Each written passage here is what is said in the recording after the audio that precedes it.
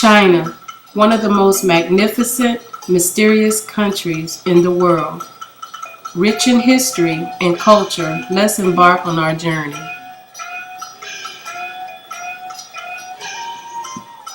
China was once divided by shoguns and dynasties who fought to protect its constituents from outside influences. However, education of the fortunate was always a key focus in their survival.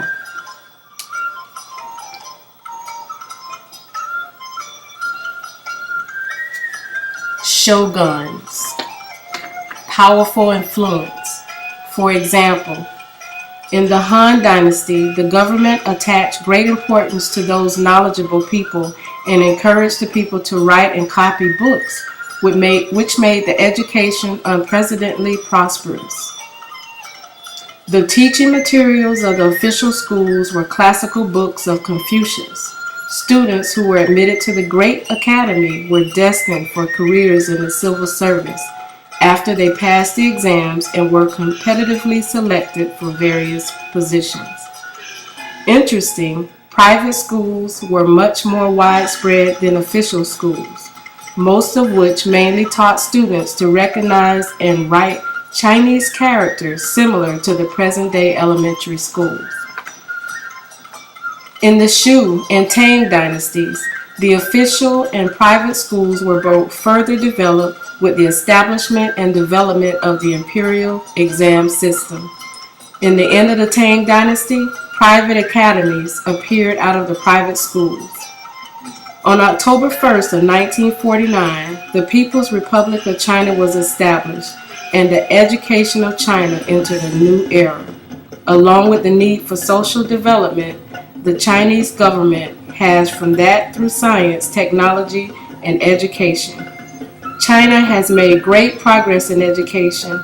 9 years of compulsory education from primary to junior middle school has been implemented nationwide.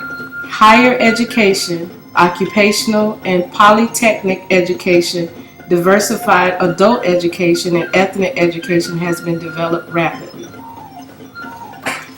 Family life is important.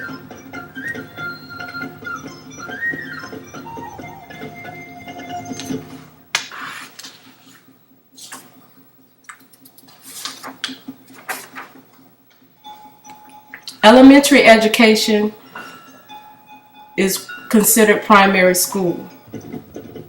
Students start from 6 to 11 years old, and the investors are the local government.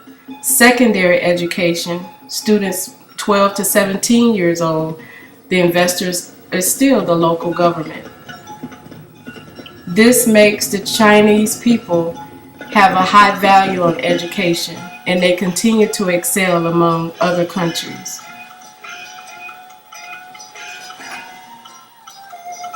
Right now, according to Time magazine, China beats out Finland for top education marks, and U.S. students rank number 24. Could it be iPods or iPads that are the main focus of our education as opposed to the value of education in other countries? We need to take a strong look at that.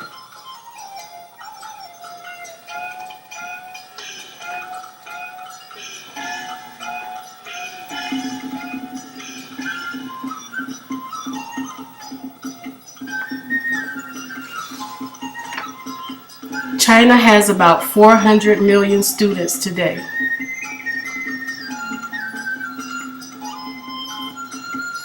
Even the poor are encouraged to be educated because this will help them step out of their circumstances. Girls as well as boys are educated in the governmental system. By the first semester of first grade, students are expected to recognize 400 Chinese characters and write 100 of them.